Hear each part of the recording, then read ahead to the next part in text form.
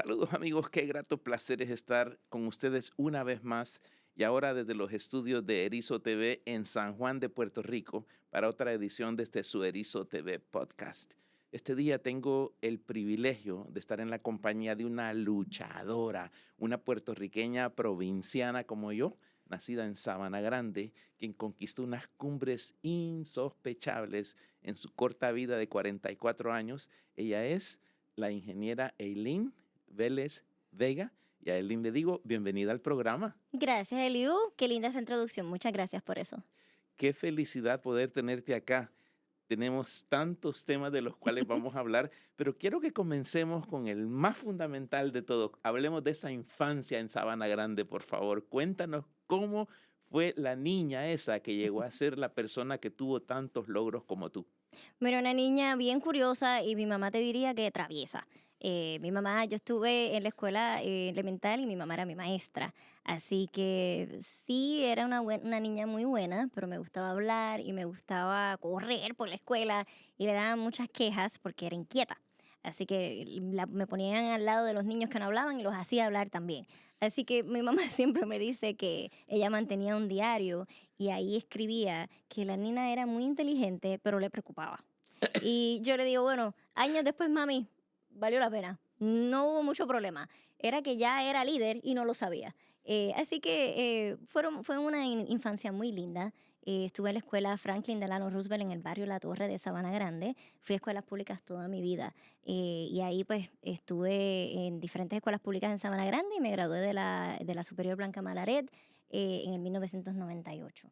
Así que tuve muchas experiencias muy lindas. Estuve en mi primer campamento de ciencias y matemáticas en la Interamericana, en la Universidad Interamericana en San Germán, en octavo grado.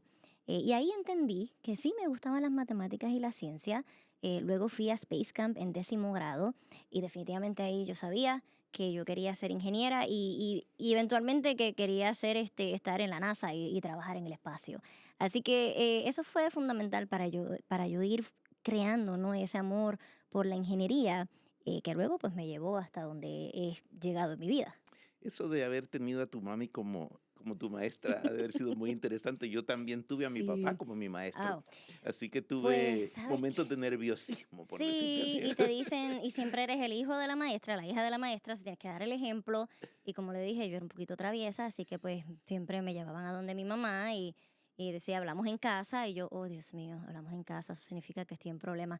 Pero no era por mala, era porque era curiosa, me gustaba hablar y me gustaba correr por la escuela. Pero fíjate, mami fue mi maestra de inglés en cuarto, quinto y sexto grado. Y mami era de las maestras que le gustaba cantar, que le gustaba enseñarnos historias como la de John F. Kennedy, la del Challenger cuando explotó en 1986. Nos enseñó sobre diferentes, Helen Keller, nos enseñó sobre Louis Armstrong. Son historias que ahora yo pienso que a los niños quizás no se las enseñan. Y yo digo, mi mamá fue una maestra bien buena y los nenes la querían.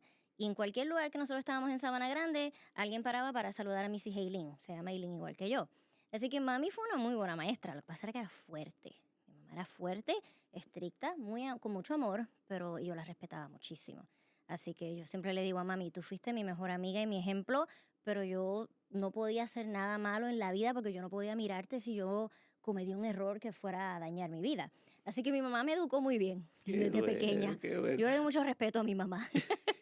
Cuéntame un poquito acerca de tu llegada a la universidad y cómo Sí, decidiste que tu carrera iba a sí. ser ingeniería civil. Pues fui, como le dije, en escuela ya high school, en intermedia y high school, a campamentos de ciencias y matemáticas. Fui a Space Camp. Me gustaba mucho lo que era la NASA y el espacio. Entonces cogí los exámenes de aptitud con la orientadora de la escuela y como era buena en ciencias y matemáticas, me guiaron hacia ingeniería. Yo vi ingeniería civil como la ingeniería que más impactaba la vida de las personas todos los días, ¿no? Era lo más que impactaba a la sociedad. Y la parte de transportación y movilidad me interesó muchísimo. Y le dije, bueno, pues yo me voy por ingeniería civil. También me iba a ir por comunicaciones, porque pues me gustaba hablar, y me gustaba bailar, y me gustaba el arte. Y pues yo solicité para la Universidad de Sagrado Corazón y para el Colegio de Mayagüez, aquí en Puerto Rico. Me aceptaron en ambas y le dije a mi mamá, voy a ser ingeniera y hago las comunicaciones por el lado. O sea, me entreno en comunicaciones como algo secundario, que yo creo que fue muy bueno o ha sido muy bueno en mi carrera. Pero cuando llegué al colegio de Mayagüez, yo recuerdo que llegué 2 semanas tarde porque yo bailaba ballet folclórico para el Centro de Adiestramiento de Bellas Artes del Departamento de Educación y me escogieron para representar Puerto Rico en un festival internacional en Bélgica y en Italia. 49 días en el verano del 98, que fue cuando me gradué. Mis amigos me dijeron, tú estás loca, te vas a colgar cuando llegues a la universidad. Pero ese fue uno de los mejores viajes de mi vida. Yo representé mi isla en diferentes países y bailábamos bomba y plena, seis chorreado.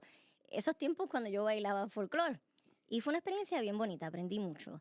Cuando llego a la universidad, pues empecé a estudiar muchísimo porque tenía miedo que aunque yo había sido buena en ciencias y matemáticas, y si no era suficientemente buena para la universidad, para ser ingeniera, se me puso mucha presión para salir bien. Estudiaba muchísimo, lo tomé muy en serio. Al final de los 5 años, me gradué con tremendo promedio y le dije a mis amigos, ¿vieron? Pude ir a hacer el baile y llegar y no me colgué. Pude graduarme. Pero sí, el colegio de Mayagüez, que fue donde yo fui, mi alma mater es el colegio, yo soy sangre verde, fue una experiencia increíble. Y de verdad que el colegio es una institución que no le debemos envidiar nada a nadie en ningún lugar del mundo. Fue una fundación fuerte, sólida. Yo hice internado de verano cuando estuve en Mayagüez, hice uno para Disney y el de Disney pues era personaje en Animal Kingdom, pero como yo era así, que me gustaba ver qué más voy a hacer, pues hablé con un supervisor que era puertorriqueño, se llamaba Carlos, y le dije, Carlos, yo soy ingeniera, estudiante de ingeniería civil, me gustaría conocer un ingeniero en Disney, lo que se llamaba los Shadow Days. Y él me conectó con el director de diseño y estructura de Disney, y yo pude estar con él todo un día, y él me enseñó todo lo que era Disney desde la parte de backstage, ¿no? De los ingenieros y las estructuras, la infraestructura, las utilidades. Yo quedé enamorada. Yo dije, definitivamente ingeniería civil es lo que yo quiero. Yo puse eso en mi resumen y el segundo año yo solicité para un internado que yo siempre había querido hacer en la NASA y me cogieron en la NASA porque tenía esa experiencia de Disney. Así que yo siempre he bromeado de que el internado de Disney, de ser Mickey Mouse, que eso es lo que todo el mundo decía, ¿qué tú haces haciendo Mickey Mouse? Y no puedes hablar, no fue por la voz, fue por la estatura. Pues me consiguió a mí el internado de mis sueños. Pude trabajar en la NASA como estudiante de investigación y luego como estudiante de co-op y todo el internado duró 2 años. Estuve en Marshall Space Flight Center en Huntsville, Alabama, y ahí obviamente mi vida cambió y eso me ayudó muchísimo a lo que siguió siendo entonces luego mi carrera como ingeniera. Así que yo digo que los estudiantes a veces pensamos que quizás estamos haciendo un internado que no es muy significativo, pero uno nunca sabe lo que un reclutador está buscando en un niño estudiante. Para mí el internado de Disney fue bien importante y eso me consiguió lo que yo quería en la NASA. Así que después de esos 2 internados, pues me gradué de la universidad en el 2003. Y pues por ahí entonces empezó todo bien en serio, a ser ingeniera de verdad. Cuéntame de ese primer trabajo al Bueno, graduarte. sí, mi primer trabajo, fíjate, no regresé a la NASA porque en ese verano del 2003 hubo la explosión del transportador Columbia, y eso fue bien trágico. Y entonces pues no era un buen momento para regresar a la NASA, que para mí fue fuerte, ¿no? Aceptar que no era un buen momento porque yo había dedicado tanto tiempo para quedarme en la NASA, pero ellos mismos me recomendaron, estamos teniendo una situación por la explosión bastante fuerte, que no es malo que mires otras áreas también, por si acaso. Y yo dije, bueno, vamos a dejar la NASA para luego, voy a buscar entonces, y mis profesores me dijeron, hay una oportunidad con el Cuerpo de Ingenieros de Estados Unidos que vienen a buscar estudiantes y queremos que te entrevistes. Y fui a la entrevista, me llevaron a Mississippi para hacerme otra entrevista y me ofrecieron mi primer trabajo. Era ingeniera de investigación en el área de pavimentos y aeropuertos militares en Vicksburg, Mississippi, en el Centro de Ingeniería e Investigación del Cuerpo de Ingenieros de Estados Unidos. Tremendo. Ahí era donde se hacían los estudios de investigación para desarrollar los criterios que se utilizan para diseño, para especificaciones, tanto militares como comerciales, para aeropuertos y bases militares alrededor del mundo. Así que viajé el mundo con el Cuerpo de Ingenieros, con el Army, y de verdad que fue una experiencia que marcó el principio de lo que iba a ser mi carrera en transportación. ¿Y esos vuelos que hacías Ujú. internacionales, los hacías en aviones militares? No, fíjate, nosotros trabajamos, me recuerdo cuando trabajamos con aviones militares para diseño y para las pruebas que estábamos haciendo en escala real. Yo estuve trabajando en North Carolina en un programa donde estábamos utilizando un avión C-130 que es de carga para ver cómo podíamos hacer estabilización utilizando polímeros y fibras y cemento para poder estabilizar eh, rampas y pistas que no tuviesen asfalto o que no tuviesen pavimento construido, porque estábamos en tiempos pues, de guerra o de misiones militares en Afganistán y en Irak. Y nosotros trabajamos como cómo estabilizar estas áreas que no tienen superficie asfáltica o de hormigón para que los aviones puedan aterrizar y que ahora los militares puedan tener su equipo y su ayuda y sus materiales y todo. O sea, esos fueron mis primeros proyectos y de verdad que fue increíble. Pero cuando viajaba, por ejemplo, fui a Corea del Sur, fui en todos los Estados Unidos haciendo inspecciones de pavimentos en diferentes bases aéreas. Así que trabajaba con con los soldados y con los militares, pero no volaba con ellos, volaba como una persona comercial, porque yo era una ingeniera del ejército civil, o sea, éramos civilians, no éramos enlisted, no éramos de Sí, sí, sí, militar. sí, sí, sí. Sí. ¿Cuál fue quizás el momento algún momento en esos viajes que tú dijiste, Dios mío, mírenme a dónde estoy? Sí, uno siempre piensa como que esto será real. Dios mío, la vida no, y yo sé que usted es igual, unas historias que uno piensa que como salí de un pueblo pequeño y yo soy la primera ingeniera en mi familia. Mi mamá me decía cuando veía los libros de la universidad, estos jeroglíficos, yo no los entiendo, Dios bendiga esa mente, porque ella decía, no te puedo ayudar a estudiar. Y cuando yo llegaba a esas conferencias, pues yo daba conferencias en estas organizaciones internacionales, sobre mi trabajo en investigación con el cuerpo de ingenieros. Luego, pues, de ese primer trabajo me fui a trabajar en una consultoría, una compañía privada, y ahí también hacía viajes en todos los Estados Unidos y el Caribe para entonces también trabajar en los aeropuertos. Y yo llegaba a los lugares y siempre te miran raro, como que, ¿y esta nena? Porque yo me escucho joven y me veo todavía, ahora no tanto como en aquel momento hace 20 años, pero era siempre esa impresión de esta nena es la ingeniera y yo pues tenía que saber que esa quizás iba a ser la primera impresión y no desanimarme, pero también saber que tenía que trabajar probablemente el doble o el triple para representar o de dejarle saber que yo sabía lo que estaba haciendo. Pero fue muy gratificante el viajar, el representar a Puerto Rico, por donde quiera que yo iba. No había mucha gente que se parecía a mí, ¿no? Era casi siempre la única mujer o la primera que veían o llegaba. Y pues eso a veces uno le asusta y te intimida. Pero también te da un sentido de responsabilidad, como que pues entonces yo tengo que representar bien la mujer en la ingeniería, especialmente las latinas en la ingeniería. Lo tomaba muy en serio, uno se pone mucha presión, pero era gratificante como que mira, hasta dónde he llegado. Y mami y papi están siempre bien orgullosos y esa era la idea. Así que sí, había muchos momentos que yo decía, no puedo creer que estoy aquí, Sí, sí, que la sí, Sabaniña está aquí, sí, la sí, nena de sí, Eileen y Sergio está aquí. sí, sí, Pero era bonito. sí, sí. Todavía soy muy agradecida a mi carrera. A veces pienso, eh, yo, ok, pues soy yo, pues vamos a seguir. ¿En qué momento te Ujú. casas de Ah, toda la carrera? ¿verdad? Hay importante, hay que hablar siempre de eso, ¿verdad? A veces pensamos que estas personas que hacen todas estas cosas, que vida privada o que vida personal tienen. Y eso es importante, el balance es importante porque si trabajamos solamente nos quemamos, nos explotamos, ¿no?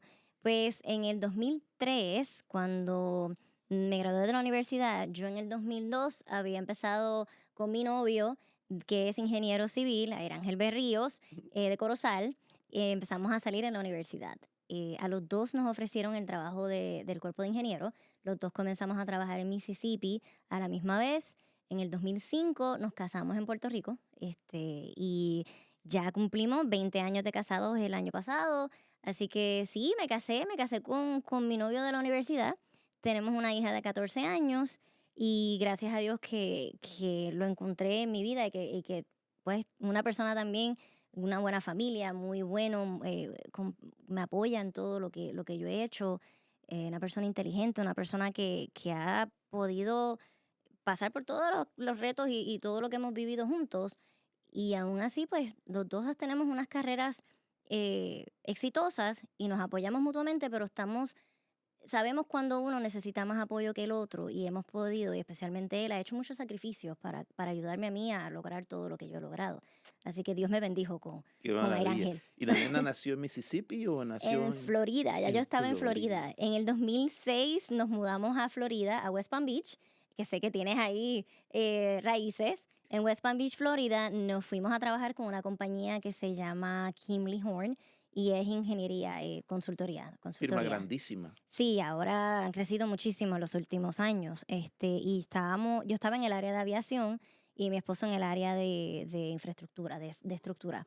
Y pues ahí estuvimos 8 años en West Palm y la nena nació en diciembre del 2010. Yo tenía ya 30 años. Y sí, la nena nació en Florida, nació en West Palm. Ya obviamente nos mudamos a Puerto Rico después de eso, pero allá nació nuestra bebé. ¿Qué provoca el regreso a Puerto Rico? Pues en el 2010, justamente en diciembre, cuando estamos haciendo todo lo de abrir la compañía en Puerto Rico, pues yo tuve una situación de salud donde hubo un tiempo que tuve que aguantar un poco el tren de vida, pero en ese año, en el diciembre del 2010, abrimos una oficina en Puerto Rico. Yo desde que llegué a la compañía en el 2006 les había dicho que sí, que quería trabajar en Puerto Rico. Y me dijeron, búscanos un proyecto, nosotros vamos donde estén los clientes, donde estén los proyectos. Me tomó 8 años, porque fue en 2014 bueno, 4 años más o menos después de 2014 fue que yo como tal hice una relocalización. Pero me tomó tiempo, pero logré que la compañía abriera una oficina en Puerto Rico. Así que como ellos querían crecer y querían tener un grupo sólido en la isla, pues me solicitaron si podía venir y manejar esa oficina. Y yo pues por supuesto dije que sí.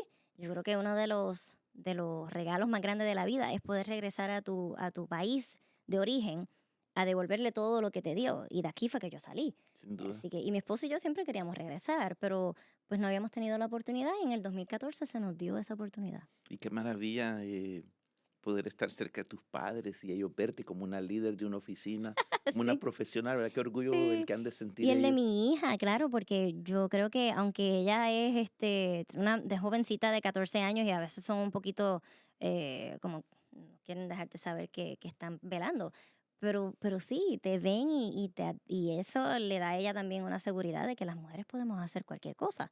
No hay límites, así que eso es parte del mensaje, ¿no? Que mi hija vea que como mujer ella puede lograr todo lo que ella quiere. Ella es Así que totalmente bilingüe. sí, sí, Qué maravilla. sí. Es importantísimo, Sí, sí, ¿verdad? definitivamente. Y yo hablamos al principio que mi mamá es maestra de inglés.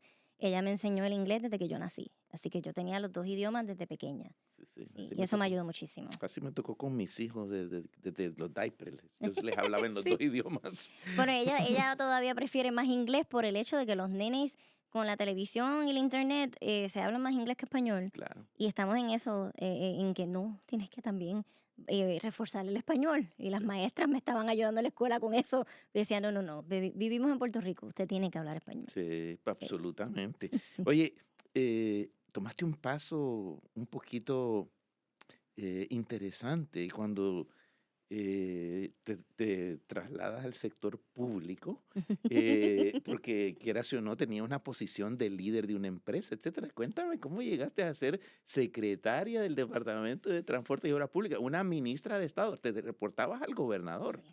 Pero me reportaba al gobernador Pedro Pierluisi, eh, tremendo líder. Siempre voy a vivir agradecida, ¿no? De esa oportunidad que él me dio de ser su secretaria del DITOP. Pues estábamos en la pandemia. En noviembre del 2020 recibí una llamada de una colega y me pidió que le enviara mi resumen para consideración para ser secretaria del Departamento de Transportación y Obras Públicas. Y en ese momento estábamos en pandemia, yo estaba dirigiendo la oficina de Kimley Horn, estábamos ocupadísimos porque aunque había pandemia teníamos muchos proyectos. Y yo le dije, no, esto tiene que ser una locura. ¿Qué tú me dices? Y me dice, no, que tú me habías dicho en algún momento, porque algún momento de mi vida, incluyendo a mi mamá, de más joven, le había dicho que si yo trabajara algún día para el gobierno de Puerto Rico, yo quería ser secretaria del DITOP. No sé por qué. Pero ella decía, como nunca he estado en la política, pues probablemente eso no pase.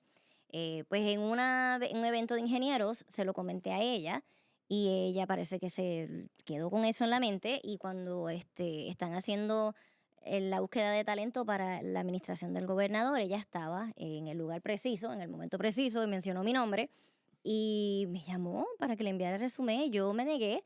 Al principio le dije que no, que yo estaba muy feliz con mi trabajo, que me daba miedo la prensa negativa, que yo nunca había estado en política, no, y dice mi familia, le dije que no. Pues insistió, insistió, y yo pues, ok, lo voy a enviar.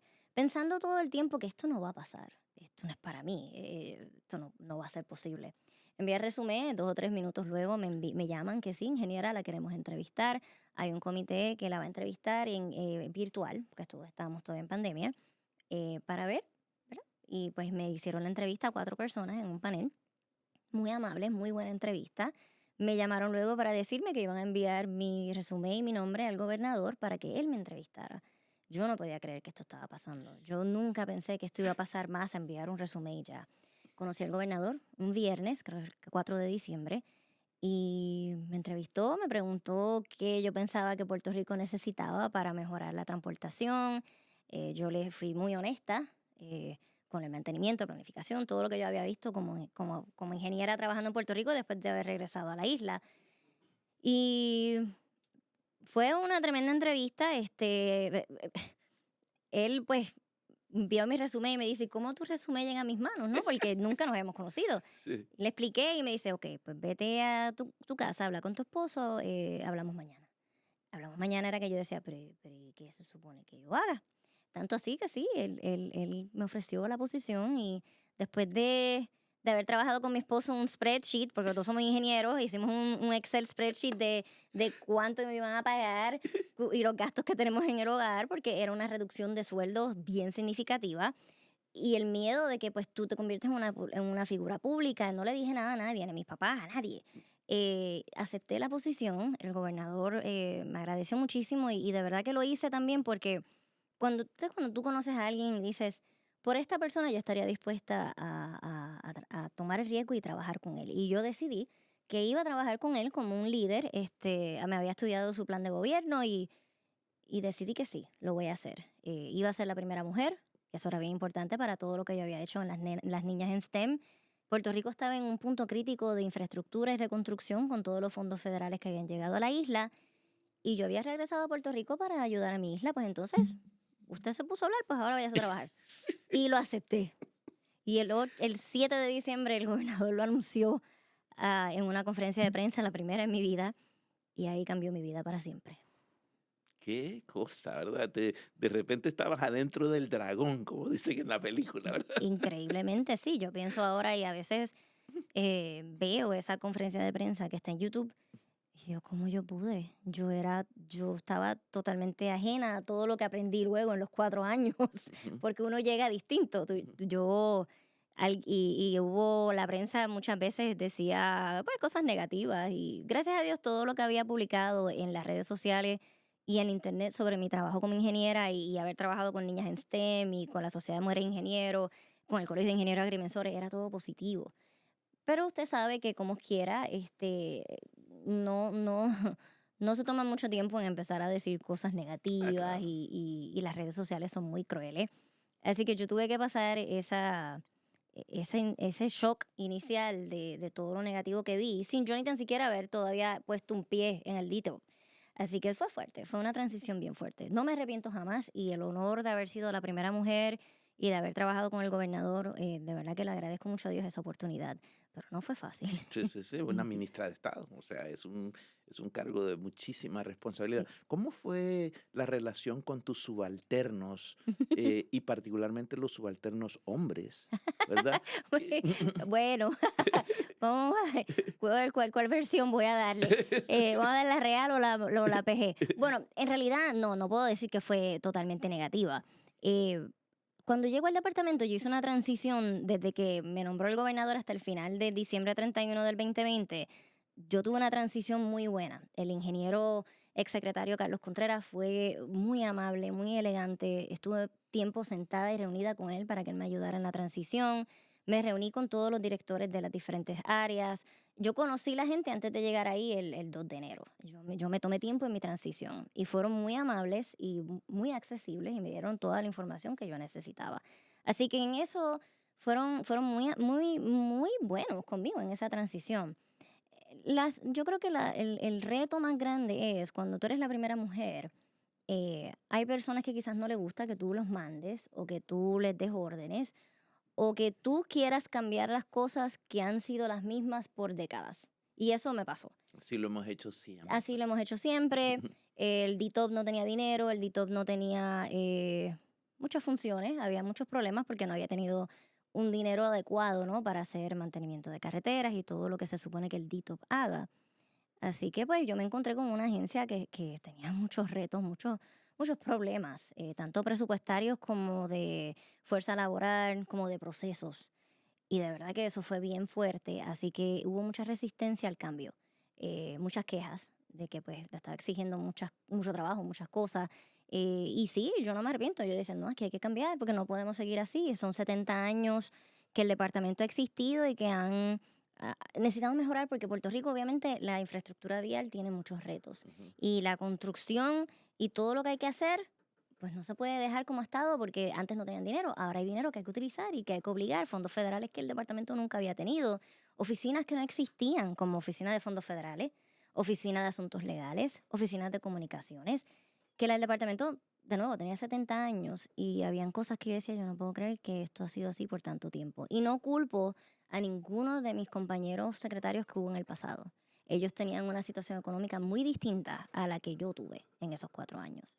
Así que, pues, yo dije, pues esto hay que trabajarlo. Lo trabajé como si fuera un proyecto de la industria privada, con presupuesto, con tiempo específico, con personal asignado, con recursos asignados. Así que yo hice el mejor trabajo que pude con los recursos y y la información que tenía en esos 4 años. ¿Cuál piensas tú que fue tu logro más Ujú. importante en tu tiempo en Sí. DTOP? Pues fíjese, yo creo que lo mismo que le dije al gobernador cuando lo conocí, que yo le dije, mire, su plan de gobierno es muy bueno y sí, hay unos proyectos prioritarios importantes, pero en Puerto Rico hemos tenido años donde el mantenimiento no ha sido una prioridad. ¿Y qué pasa si no mantenemos una estructura? Se deteriora en 20 años, después hay que reconstruirla. Así no es la manera que hacemos nada. Nuestro cuerpo hay que mantenerlo, nuestra casa, nuestros carros, ¿verdad? Pues no podemos tener la infraestructura vial que es seguridad. No es ni tan siquiera que se vea bonito y que no haya boquetes en la carretera. Es que ocasiona accidentes y perdemos vidas. Así que yo me dediqué mayormente en esos 4 años a que hubiese un programa de mantenimiento nuevamente con fondos apropiados, que no fuera solamente los boquetes de la carretera, que son terribles, pero la parte de las vallas de los semáforos, añadir placas solares a los semáforos críticos donde tenemos más accidentes, a que se hubiese un programa de deshiervo continuo donde se integraron los municipios, a que pudiésemos obligar todos esos fondos federales de María, que todavía estaban sin obligar, que la gente decía, llevan 7 años diseñando. No, empezamos a diseñar 2022 y vino Fiona. Así que frustra porque las personas están viendo el deslizamiento y la situación desde María, desde el 2007. Y cuando yo llego, yo digo, pero es que los fondos federales no están obligados. Entonces, si tú no obligas todos esos fondos federales de FEMA, no los puedes usar. Así que yo creo que de los mayores logros fue que de 3.5 millones que tenía cuando llegué para deshiervar carreteras para toda la isla, eso te da, si acaso, para 2 municipios grandes. Al final del cuatrenio, con los fondos ARPA que nos asignó el gobernador, que fueron 100 millones, primera vez que el DITO obtenía fondos federales asignados para mantenimiento, se hicieron con eso y con un programa de boletos electrónicos que nos daba ingreso propio a la agencia de las multas electrónicas. Eso comenzó en noviembre del 2021, eso no existía. Pues al final tuvimos alrededor de 395 millones de dólares que se invirtieron y se obligaron para mantenimiento de carreteras y operación. Eso nunca había pasado porque es que no teníamos esa cantidad de dinero.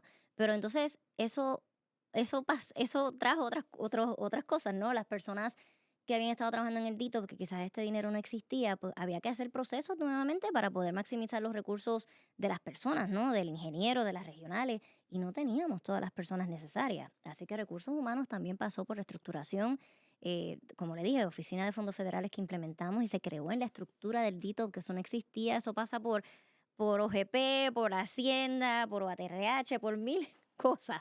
Entonces, todos estos procesos toman tiempo y muchas oficinas tienen que tomar la decisión para que usted pueda hacer un cambio de estructura en una agencia como el DITO, que es una agencia constitucional. Así que yo digo que los logros nuestros mayormente fue el programa de mantenimiento, acelerar lo que eran los fondos federales tan importantes de María, la reestructuración de del organigrama de la agencia. Y le puedo decir también que esto lo tengo que mencionar con mis compañeros de PRITS, lo que era Sesco y Sesco Digital. Un cambio drástico que continuamos luego del secretario Contreras, porque él fue el que comenzó. Y eso ha funcionado muy bien. Sí, sí, definitivamente. Sí, Hicimos sí. muchos avances tecnológicos. Recuerdo, trabajé mucho con Enrique Walkers. Hablábamos casi todos los días, también después con Antonio. De verdad que fue un grupo que trabajamos muy bien juntos. Mari Fuster era la directora antes y Mari trabajó muchísimo también con nosotros. Hicimos mucho trabajo con los centros de inspección, todo lo que había que hacer para mejorar el servicio de los sescos, porque las personas, pues, usted sabe las historias de horror que habían antes. Pero yo siempre digo que es importante darle el reconocimiento también a las personas que estaban antes que nosotros. Y yo siempre he dicho, nosotros hicimos muchos avances tecnológicos y mejoras a los sescos y sesco digital. Pero eso lo comenzó el secretario Contreras. Claro. Sí, y eso Claro. yo se lo digo siempre, que él hizo muy buen trabajo. Y tuviste la madurez de darle continuidad a un Sí. proyecto bueno. Le dimos ¿verdad? continuidad, todo lo que estaba, que se le pudo dar continuidad, se hizo. Sí, sí. Nunca quisimos, y el gobernador estaba muy claro y él era muy colaborador, y era, sí, darle continuidad a lo que estaba ya establecido. Teníamos una responsabilidad de avanzar y maximizar los fondos federales para la reconstrucción. Así que no había necesidad de reinvertirse la rueda. Tuvimos que luchar con lo que era mantenimiento porque con la Junta de Supervisión Fiscal pues teníamos que también tener fondos asignados para mantenimiento y eso había que justificarlo y dejarle saber cómo lo íbamos a usar. También tuvimos que mover fondos de agencias, donde agencias de construcción mayormente pues no hacen mantenimiento, pues había que, eso hubo que cambiarlo y ahí hubo resistencia. Y le digo que pues fueron uno de los, de los retos grandes que tuve como secretaria, ¿no? Pero sí considero que el logro que tuvimos en poder encaminar al DITO para a lo que el DITO se supone que constitucionalmente haga para la sociedad, eso se hizo y se volvió a lo básico. Que a veces pensamos que cortar la cinta y sacar la foto y aplaudir con un gran proyecto es lo que la gente quiere y lo más importante. Eso es importante, pero si no estás manteniendo lo que tienes, entonces la nueva carretera, ¿para qué la quieres si no la vas a mantener? Así que esa era mi prioridad. Qué fantástico. Aileen, quisiera que cambiáramos de tema por un segundo y Ujú. hablar acerca de ese problema de salud que tuviste, ¿verdad? Que fue Sí. el tema del cáncer, que tú me lo habías mencionado. Pero Ujú. cuéntame un poco cómo fue ¿de dónde encontraste la resiliencia necesaria Mm, para combatir eso en sí. esa época que estás teniendo a tu A nena? mi hija, yo, sí, en realidad, hoy es un día especial, hoy es un día especial, pero hablamos primero eh, pues fíjense, en noviembre del 2010, yo no me estaba sintiendo muy bien, tenía como con un nudito aquí, una cosita rara en el Ujú. cuello, estaba tosiendo y no podía respirar bien, me dolía la costilla izquierda y tenía como que una costilla más protuberante que la otra y un sarpullido en el cuerpo. Y yo decía, qué raro, pero yo estaba embarazada, así que todo eso podía haberlo causado el embarazo. Tenía 29 semanas más o menos de embarazo y los doctores seguían verificando qué era lo que estaba pasando porque no encontraban nada. Quizás era asma, quizás era coágulo, pensaban, ya les estaba preocupando. Pero en septiembre del 2010, ya cuando había pasado ya 3 ocasiones de haber ido a emergencia a ver qué era lo que estaba pasando, pues me encontraron que no era un coágulo y ni era asma, era que yo tenía Hodgkin linfoma. Ah, Dios mío. Hodgkin linfoma. Tenía la parte superior del cuerpo, la mitad superior, unos tumorcitos que muchos de ellos estaban en los pulmones y lo que estaba hinchado en la costilla era el vaso. Los doctores estaban en shock porque yo era una persona bien saludable, estaba en forma, yo me cuidaba y tenía 29 años y los doctores no lo podían creer. Pues me diagnosticaron Hodgkin linfoma etapa 4, ya estaba bastante avanzado.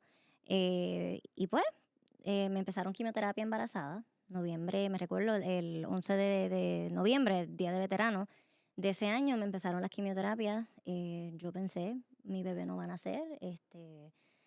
¿qué va a pasar con la nena? Fue tiempo bien, bien fuerte. Mi mamá se mudó conmigo a Estados Unidos. Yo vivía en West Palm Beach. Mami se mudó para ser mi cuidadora y ayudarme a mí y a mi esposo. Me acompañaba a las quimioterapias. Tuve 3 quimioterapias antes de que la nena naciera en diciembre 28 del 2010. O sea que en medio del proceso de tratamiento de quimioterapia nace la nena. Sí. Tuve 3 quimioterapias y nació la nena. Fue cesárea porque la nena se supone que naciera en enero, pero para que ya no siguiera recibiendo la quimioterapia conmigo, me indujeron el parto, no funcionó, pues me hicieron cesárea y la nena nació saludable, chiquita, pero con mucho pelo, y perfecta. No tenía ningún problema de salud, porque ese era mi miedo.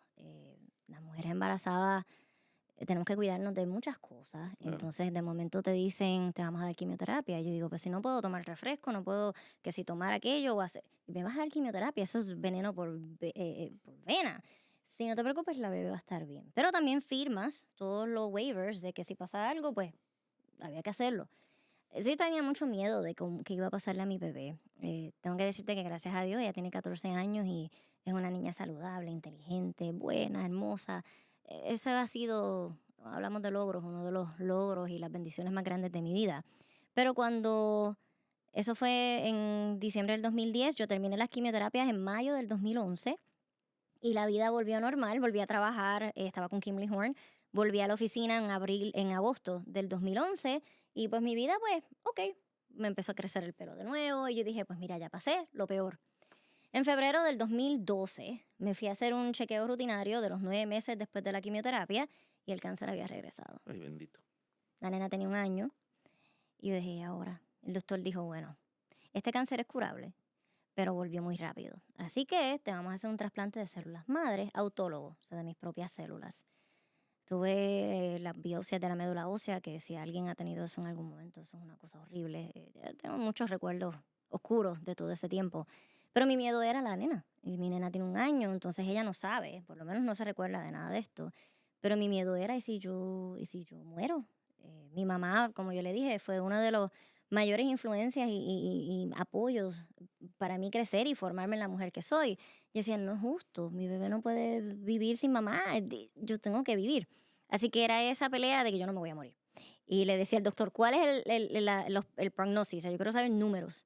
Me dijo, bueno, y él me daba los números, ¿sabes? Yo era ingeniera, yo preguntaba los números.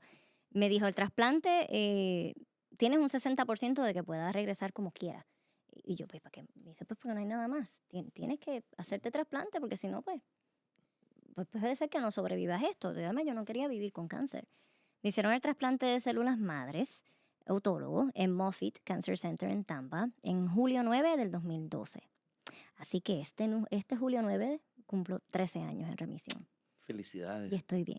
Como eso te fortaleció, ¿verdad? Porque sí. uno solo sale mejor de estos eventos. Sí, Pero cambia tu vida y las prioridades y cómo uno ve todo, pero el proceso es traumatizante. Uno vive con miedo. Yo vivo con miedo. Y a veces las personas me dicen, pero tú te ves tan bien y tan positiva. Y claro que sí, pero tú luchas con esos pensamientos negativos.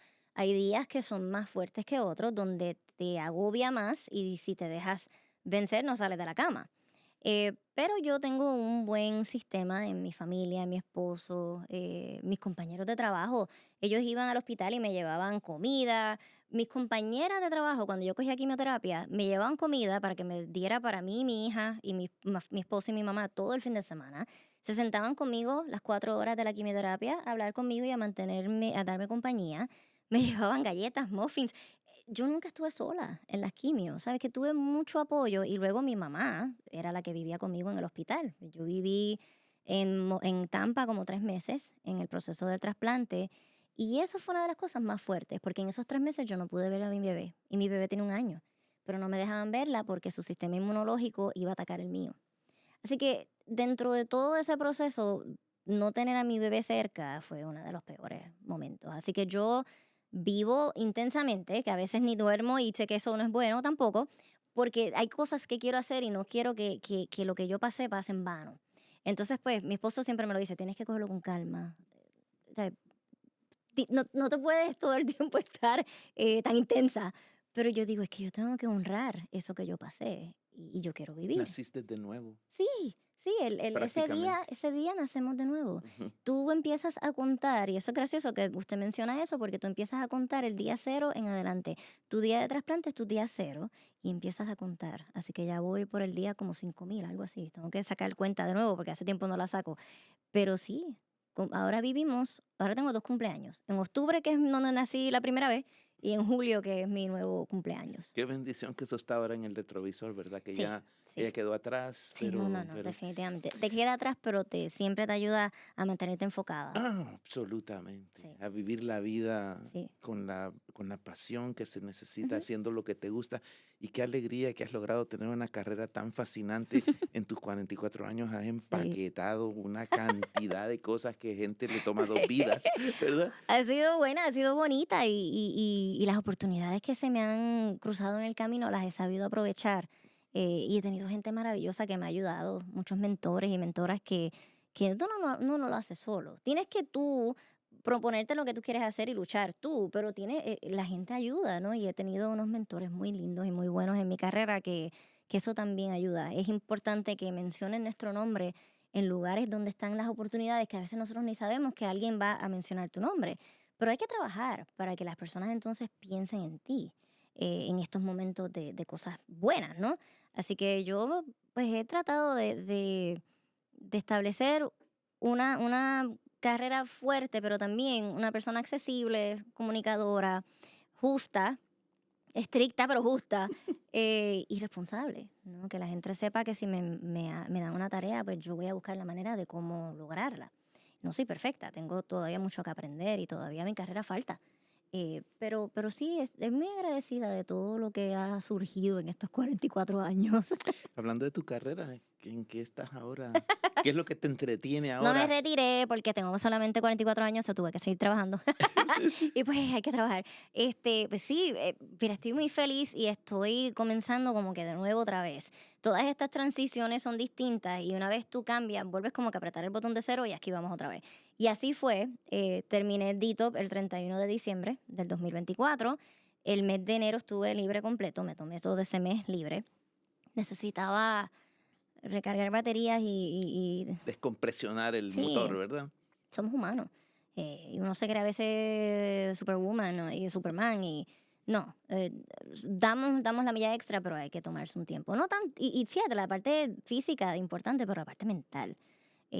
Yo terminé, cuando le dije, la transición de la compañía privada al DITOP el 31 de diciembre del 2020 y empecé en el DITOP el 2 de enero y seguí corrido hasta el 31 de diciembre del 2024 porque en realidad en el DITOP yo no creo que yo dormía mucho y siempre la mente estaba corriendo y era 24/7 literalmente. Yo dormía muy poco.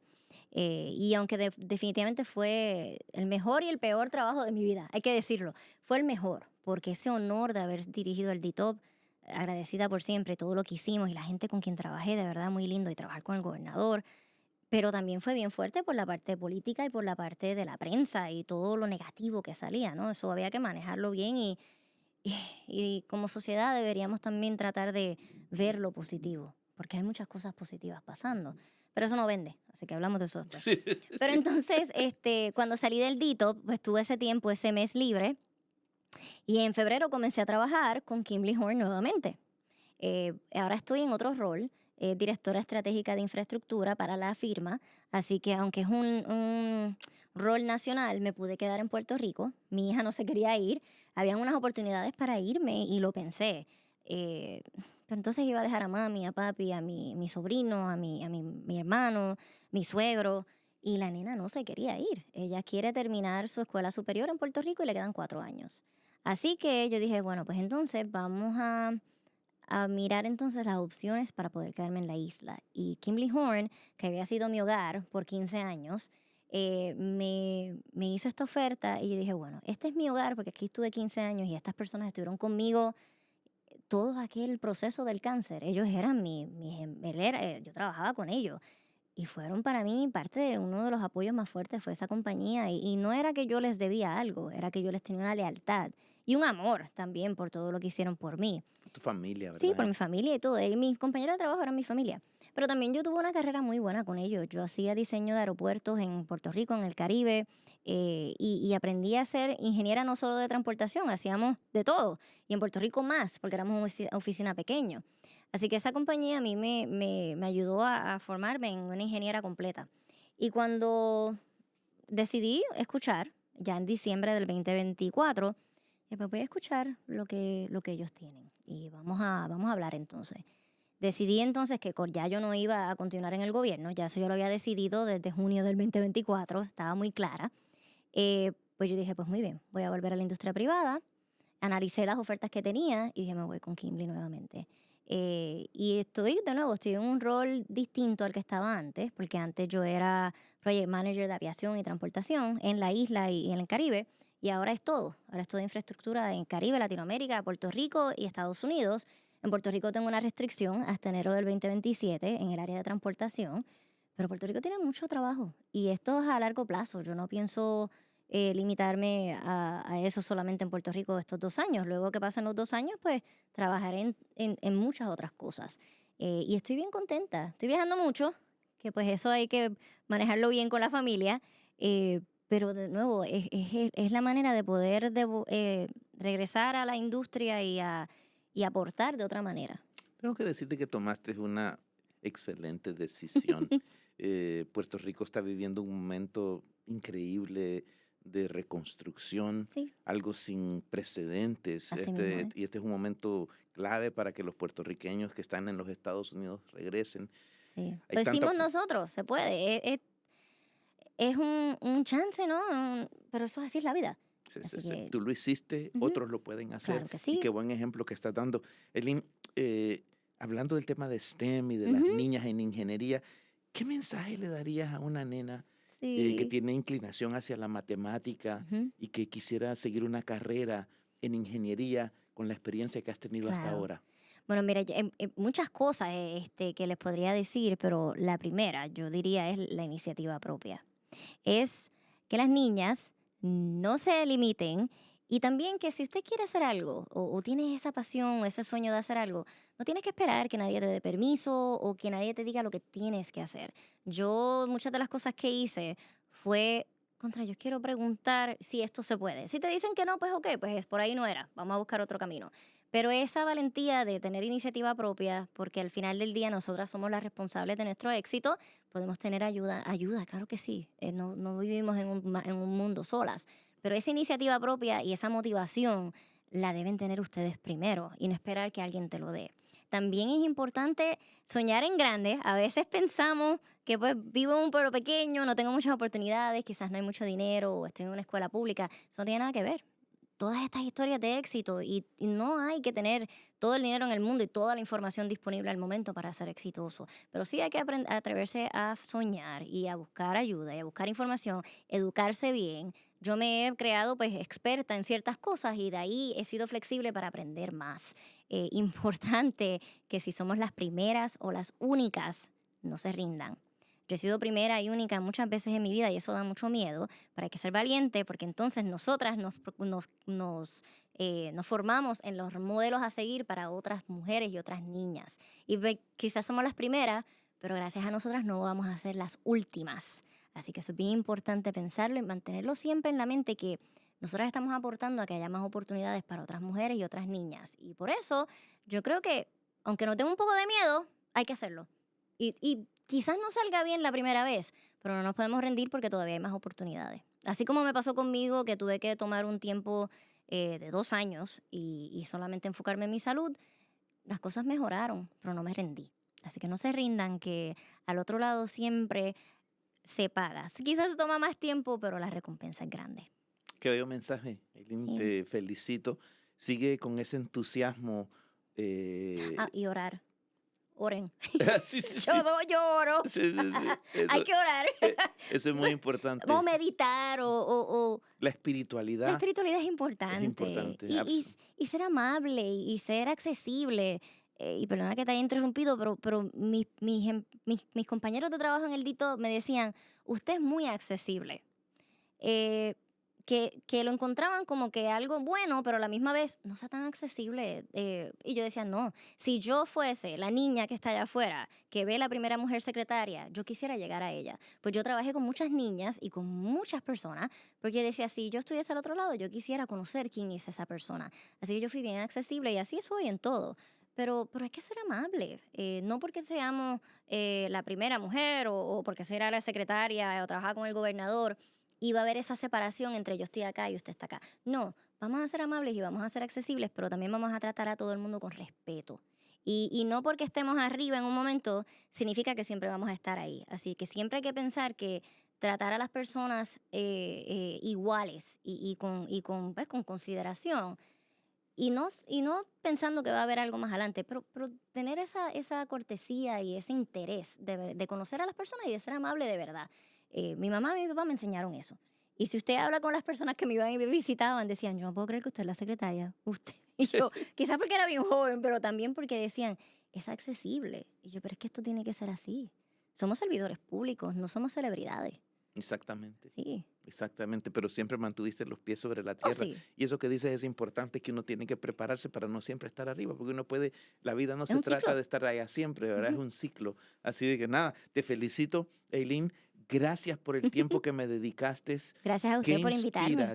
Qué inspiración para el futuro de tantas niñas que en este momento pueda que estén pensando.